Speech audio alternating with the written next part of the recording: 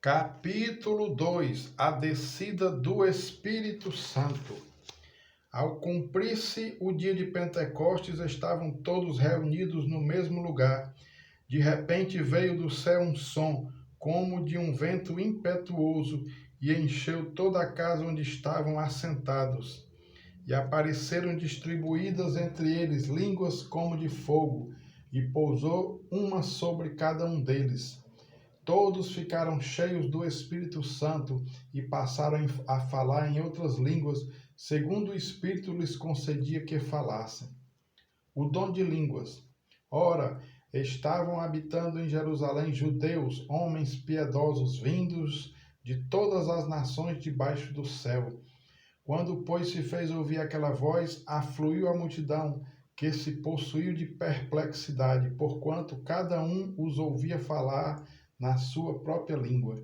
Estavam, pois, atônitos e se admiravam, dizendo: Vede, não são porventura galileus todos esses que aí estão falando? E como os ouvimos falar cada um em nossa própria língua materna? Somos partos, medos, elamitas e os naturais da Mesopotâmia, Judéia, Capadócia, Ponto e Ásia, da Frígia, da Panfilha, do Egito e das regiões da Líbia, nas imediações de Cirene, e romanos que aqui residem, tanto judeus como prosélitos, cretenses e arábios. Como os ouvimos falar em nossas próprias línguas as grandezas de Deus? Todos, atônitos e perplexos, interpelavam uns aos outros: Que quer isto dizer? Outros, porém, zombando, diziam: Estão embriagados. O discurso de Pedro. Então se levantou Pedro com os 11 e, erguendo a voz, advertiu-os nestes termos: Varões judeus e todos os habitantes de Jerusalém, tomai conhecimento disto e atentai nas minhas palavras. Estes homens não estão embriagados, como vindes pensando, sendo esta a terceira hora do dia. Mas o que ocorre é o que foi dito por intermédio do profeta Joel. E acontecerá nos últimos dias, diz o Senhor, que derramarei do meu espírito sobre toda a carne. Vossos filhos e vossas filhas profetizarão. Vossos jovens terão visões e sonharão vossos velhos. Até sobre os meus servos e sobre as minhas servas derramarei do meu espírito naqueles dias e profetizarão. Mostrarei prodígios em cima no céu e sinais embaixo na terra, sangue, fogo e vapor de fumaça. O sol se converterá em trevas e a lua em sangue, antes que venha o grande e glorioso dia do Senhor. E acontecerá que todo aquele que invocar o nome do Senhor será salvo.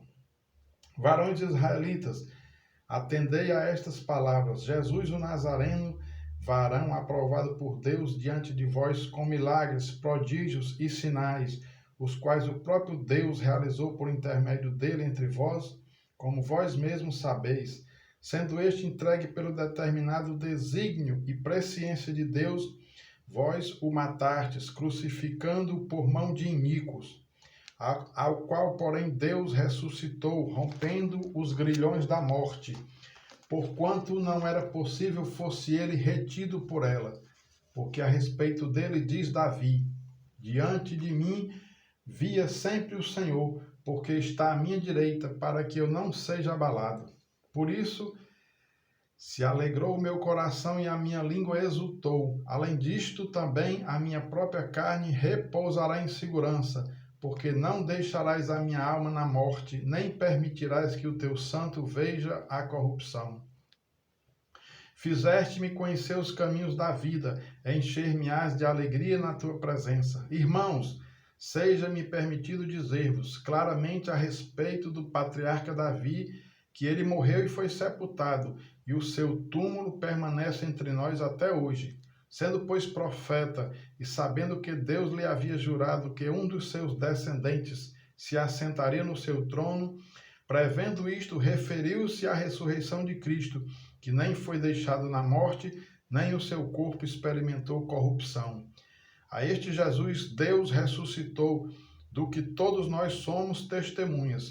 Exaltado, pois, à destra de Deus, tendo recebido do Pai a promessa do Espírito Santo, derramou isto que vedes e ouvis. Porque Davi não subiu aos céus, mas ele mesmo declara: Disse o Senhor a meu Senhor: Assenta-te à minha direita, até que eu ponha os teus inimigos por estrado dos teus pés. Esteja absolutamente certa, pois, toda a casa de Israel, de que a este Jesus que vós crucificastes, Deus o fez Senhor e Cristo. 3.000 batizados. Ouvindo eles estas coisas, compungiu-se-lhes o coração e perguntaram a Pedro e aos demais apóstolos: Que faremos, irmãos? Respondeu-lhes Pedro: Arrependei-vos e cada um de vós seja batizado em nome de Jesus Cristo para a remissão dos vossos pecados e recebereis o dom do Espírito Santo. Pois para vós outros é a promessa, para vossos filhos e para todos os que ainda estão longe, isto é, para quantos o Senhor nosso Deus chamar.